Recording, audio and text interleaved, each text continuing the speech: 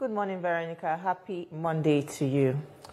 Yeah, good morning, everyone. And to all the men, it's still appropriate to say Happy Father's Day. So, Happy Father's Day. Thank you so much. All the men in the house and those listening to us, take your flowers. But remember, behind this celebration is the responsibility that the change begins with us. Of course. And speaking of change, let's talk about Benue focus. It's quite an unfortunate situation happening there.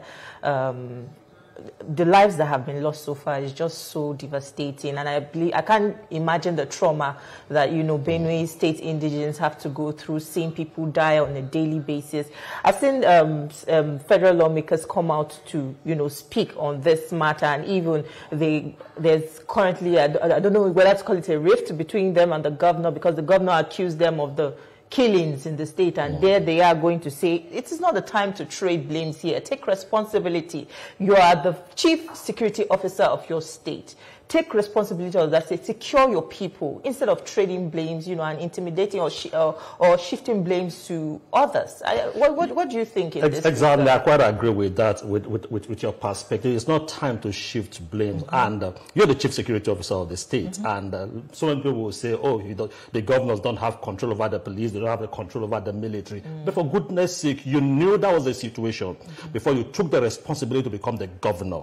So, what were you thinking? How were you thinking you were going to secure your state? You knew you were not the chief security officer, but you have security votes. So I think it's high time that governors rose up to the occasion, take responsibility. If the kitchen is too hot, get out of that place. And show empathy. I think that is one thing that the people are calling for. That's what even led to the protest in Benue State, as we saw over the week. Show empathy for your people. Let them understand that you stand with them in their struggle. Exactly. You feel their pain. Don't just stand aloof and just keep quiet and just pretend like nothing around you is happening. Exactly. You understand? And to our constituency, I think we should have a change in the way we report all these things. When people say there is a clash, it's not a clash.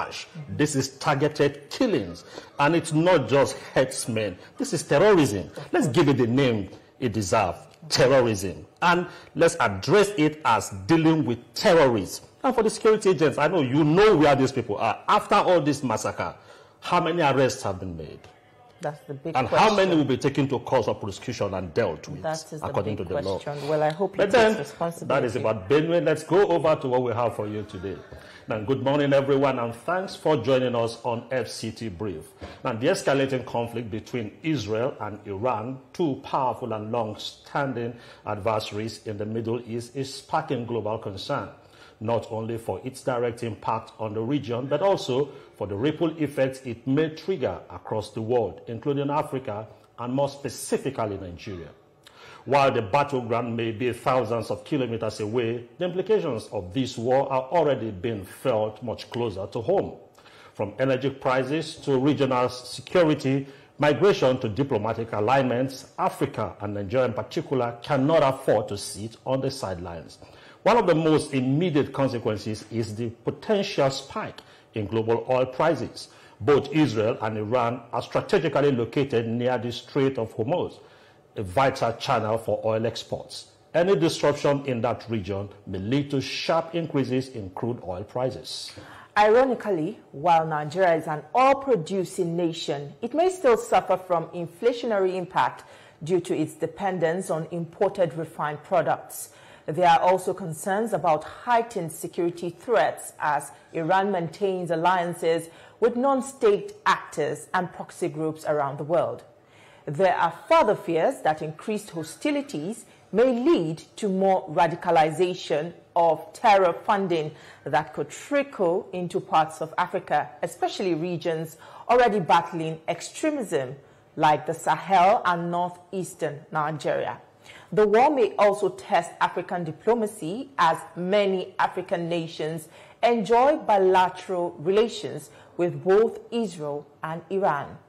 Navigating this tension without losing strategic partnerships will be a delicate task.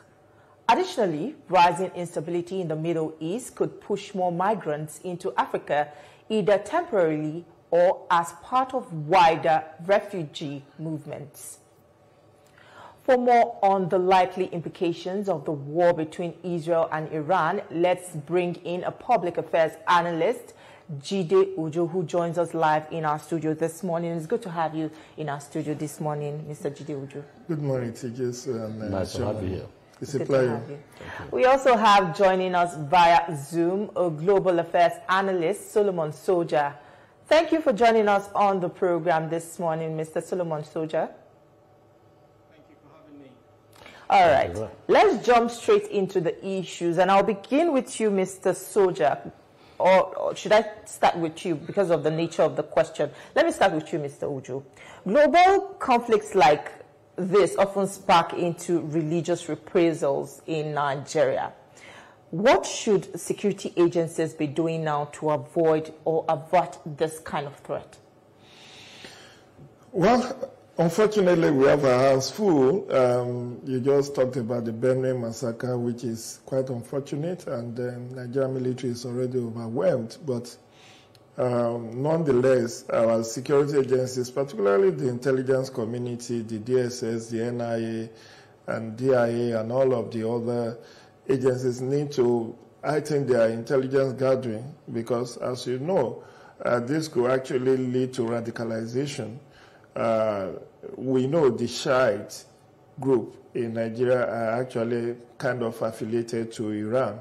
And you saw how many killings have happened in the case of El Zakzaki and his family because he's the leader of the group in Nigeria. And of course, even outside of that, we've seen how the issue of Palestine has led to murder in other countries. You know, recently in US, a couple who were about to wed were gone to death by sympathizers of Hamas or the Palestinian people. I also saw the footage of a lady who wore just a T-shirt of Palestine in German parliament who was asked to leave the chambers because of the sympathy. So these things do have ripple effects, and we may not, unless we avert our minds to it, this could present a greater security challenge for us. Because whether we like it or not, there are those, even Nigerian citizens, who have either emotional or religious affiliations to Israel or to Iran, to Islam or to Christianity.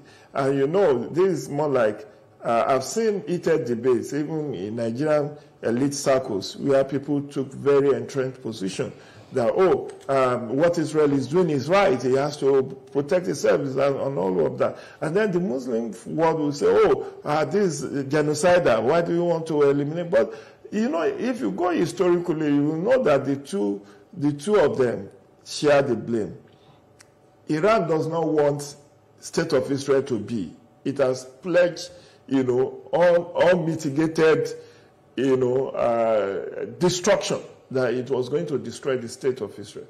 And the State of Israel, from this Yom Kippur War of 1967 today, after suffering the Holocaust, they've had to develop resilience to make sure that they survive, because they have nowhere else to go. They've been all over the world. They've been murdered in the Holocaust, in the gas chambers of Adolf Hitler during the Second World War. And now they have come and they have claimed that they have the right to existence. And what you saw over the past few days was a preemptive attempt to decimate the nuclear warhead of Iran. But long story short, I think people of goodwill need to stand up, because the more this lingers, the more the fallout and the ripple effect will be felt across the world, not just in Africa, not just in Nigeria, but across the world. Okay. Mr. Soja, let me come to you with this.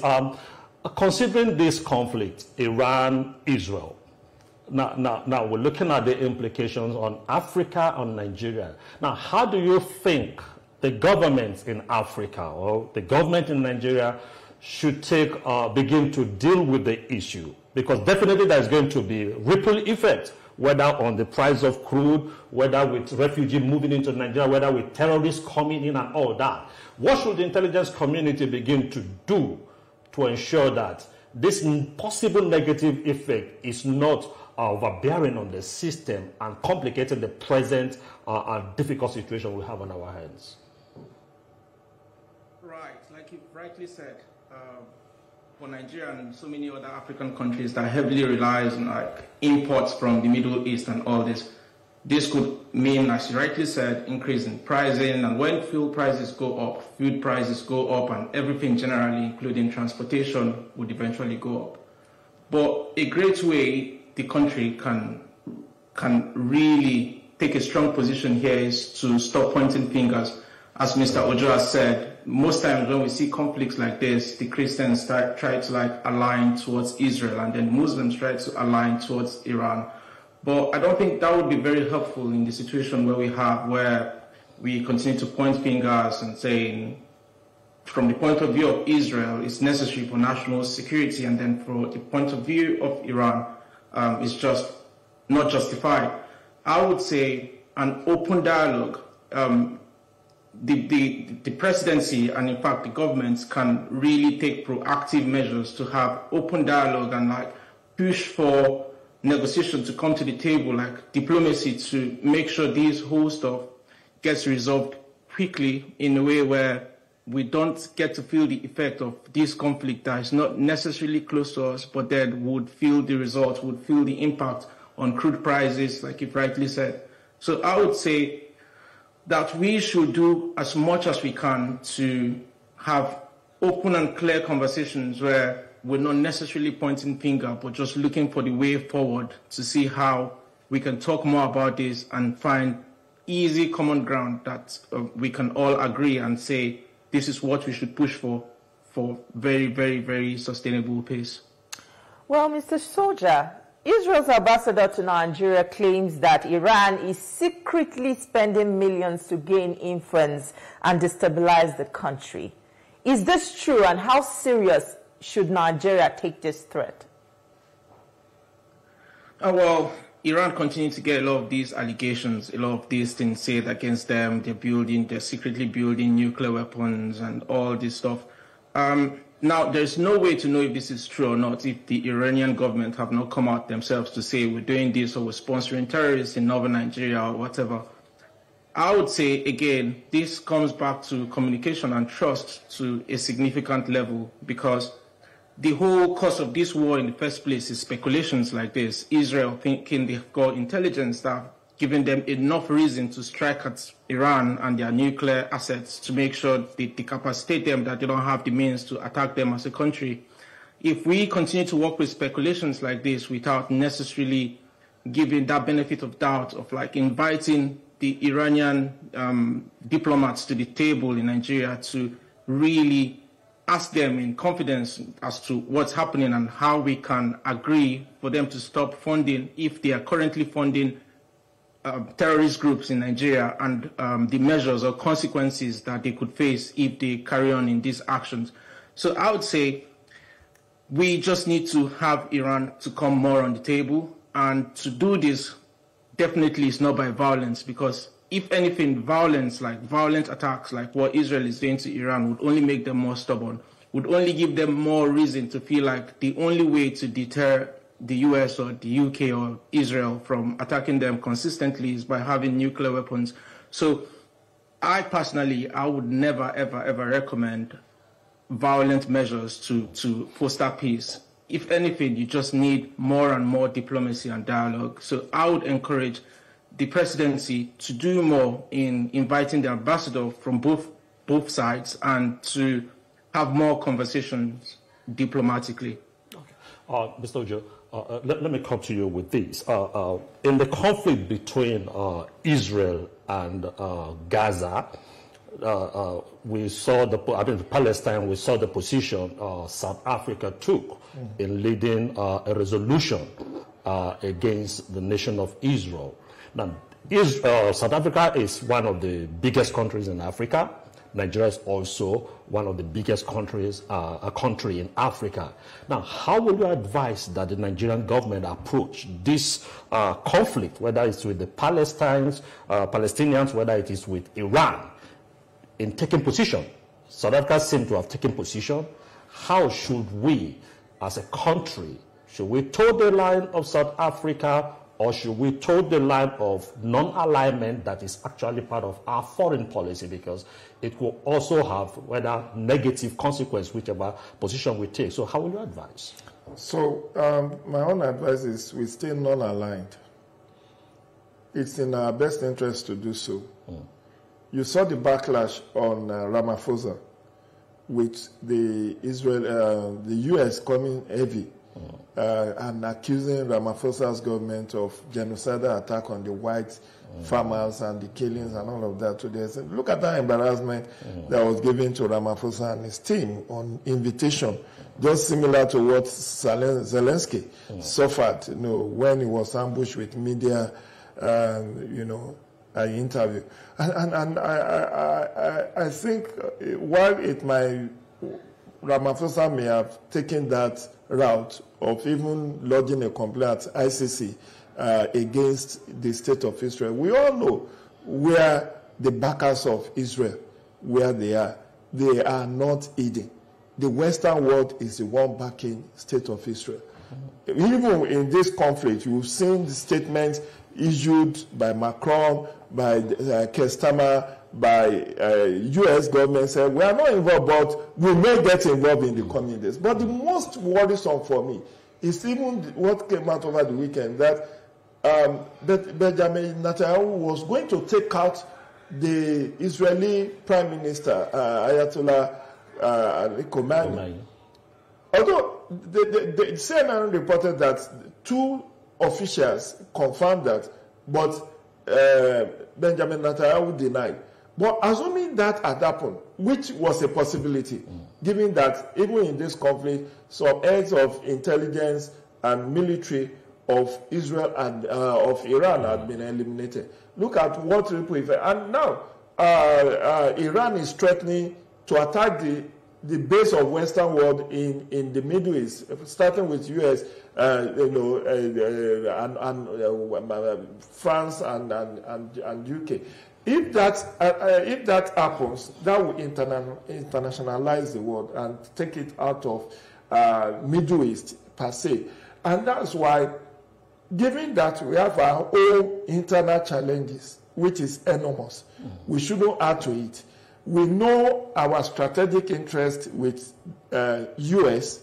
and with other Western allies. You could see that the Nigerian government is already building alliance with France over the past 2 years, with the frequent visits of the president, some business deals with the organized private sector and all of that. So the moment you take a position that is seen to be condemnable of state of Israel, you are already indirectly incurring the wrath of the allies of Israel. And Israel has a very powerful lobby group in U.S., the Jewish caucus. They are very powerful and very ruthless. So Nigeria needs to tread very carefully. What I will advise we do, Nigerian president is the head of ECOWAS. ECOWAS, head of state and government. It needs to link up with African Union. Let the African Union take a position. And what is that position supposed to be? To call for de-escalation of this crisis and to rein in this attack. On the two sides, I find it very difficult who to blame. The reason being that state of Israel is under perpetual threat of annihilation from 1967. In fact, predating that. So they have had to do everything to survive. But look at it, even now, pilgrimage is being affected. I'm not sure anyone, well, maybe Tijesu may want to go on holy pilgrimage this year. She will have a second thought about going under this kind of situation. Because even overnight, there were ballistic missiles, there were, with all the secure air defense and all of that, the some still went in, even if it's 10%, if it's 20%. Lives are being lost on both sides. In fact, what I read this morning is that even the oil facility of Israel has been attacked, and that of Iran too. And that is going to readily spike global oil prices if it's sustained. Although invariably Nigeria may benefit, because if there is spike in global oil prices, we will have more to fund our budget. But that will only come if we are self-sufficient in domestic oil production. Otherwise, we will be importing inflation. And that may lead to also increase in the per liter of refined petroleum products domestically. So on both sides, I think we need to call for de-escalation. We need to call for moderation. We need to call for there was already a meeting between Israel and Iranian leadership in Oman that was supposed to continue yesterday, but had to be cancelled because of the preemptive strike by Israel. So I think the Western world can talk to Benjamin Netanyahu, give us a chance to get through with this deal. And this whole thing was precipitated by Donald Trump. Remember, there was already a subsisting deal under Barack Obama, which he pulled out of. Now, they are trying to renegotiate. And in the course of renegotiation, meeting was scheduled for yesterday, and by Friday or Thursday, this strike started to happen. While it may be condemnable that, okay, Iran is amassing nuclear warheads. Remember what U.S. did in Baghdad, Iraq, in the 1990-1991, where they claimed that Saddam Hussein has a weapon of mass destruction, which they could not show evidence. And yet, you destroyed the man, you destroyed the economy. Iraq has not survived. Iraq has been wobbling since then. Now you call a dog a bad name. You are saying Iran has nuclear war, is doing their 10 sites and all of that. But who says Israel does not have? Who says does Russia not have? Does all the Western world, do they not have all this? But when it comes to countries that are not at their level, they criminalize them and they want to eliminate them. So on both sides, we need to call for moderation. Antonio Guterres has done the right thing by condemning and asking for the escalation and moderation. But diplomacy have to take the front seat in all of this, because the more you take sides, the more the crisis will linger and the ripple effect will be on all of us, not just the countries at war. Rightly said. Well, Mr. Soja, many people feel that the United States should have done more to stop this before it escalated. Has the U.S. been too quiet, or would you say they have been working behind the scenes? Well, I would say the U.S. has been very and clearly supportive to the Israeli state, which is expected because that's their ally. At the same time, you can't be calling for negotiation and then you kill the people that you should have on the negotiation table.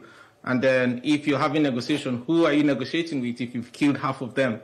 So, yeah, the U.S., I don't even know if to say, I can say they are even on a neutral position, but with the look of things, and as Mr. Ojas rightly said, not supporting Israel in itself can already be seen as anti-Semitism. And so if you look at the position of Israel and see how they are positioned in the midst of their enemies and having like multifaceted wars already happening against Hamas, Gaza, Hezbollah, Lebanon, you can't say America has been very quiet. They've not been quiet at all. If anything, they've been very preemptive and wanting a permanent solution to this war, doing their best as much as they can, especially in the Biden administration. With Trump now, the support has been really heavy to Benjamin Netanyahu, and he's very happy about it, which is fine, except that from the Iranian perspective, it will be seen as unfair because you're calling for negotiation, you're killing the top government officials, it's looking almost like you're trying to take over the government or cause unrest in the Iranian state. So, if anything, I would imagine that because of the military power the US has, they should be able to call this to order. They should be able to put a permanent stop to this, because these missile exchanges is just killing the people that have no business with this, which are the civilians, people, working parents and children going to school that would just expect to go to school the next morning, but then just sleeping at 2 a.m. at night, and then you see missiles dropping from the skies on your head. And so, if anything, with the military might of the UK, the US, NATO, and all these allies of Israel, they should put a strong position as the big brother here and be like, we can't continue like this. We can't continue to have innocent lives and people dying. The same energy they put towards Ukraine and having Putin to stop the war should come here too and try to have Israel to stop the war. As Mr. Ojo said, back then with Iraq, where they claimed Iraq had weapons of mass destruction with no clear evidence, even if there were to be evidence, but look at the conditions of the country today, like destabilized, the whole resources and everything. There's literally no government or little or no effort from the government today. Now, Iran is heading towards that position with what's happening, because when this continues to escalate and then the US starts to put more measure, because there's no way the US will threaten Iran to not hit any of their targets or their bases, and then they're supporting Israel, shooting down their missiles. Eventually, Iran would also react to start to target their bases, their embassies, and all these places, just to make their own people feel like they are irrelevant and worthy government, because no one in power, no president or supreme leader wants to feel like they are just there doing nothing and just allowing people take over and just bombard them with cruise missiles and ballistic missiles. Right, they would also want to show power, to have a little bit of respect from their own people. All right, Mr. Soja. Mr. Joe, let me come to you with this. With this strike by Israel, there is an early spike even in the price of crude. I remember also we used to have the Gulf War windfall. There was this about $12 billion that is unaccounted for. And definitely, if we don't pray that this war extends beyond but if it does, positively, it's going to raise the crude price. We're going to benefit. But how should we handle the extra dollars that come in? The benchmark is $75 to $1, and the extra in case it goes beyond that. I think we should have a way of managing the increase in revenue so that we don't go back to what happened during the Gulf War. And well said, Shomo. However, before we celebrate that, we should not celebrate blood money, because the lives are being lost. And I empathize. None of us, you and I, we never had a choice of where to be born. So it's an accident of birth. If you are born in Iraq, you are most likely going to be a Muslim. You are most likely going to be a Shiite. If you are born in Israel, you are most likely not going to be a Christian, but a Jew. So it's an accident of birth. And when this kind of conflict happens, humanity should take number one.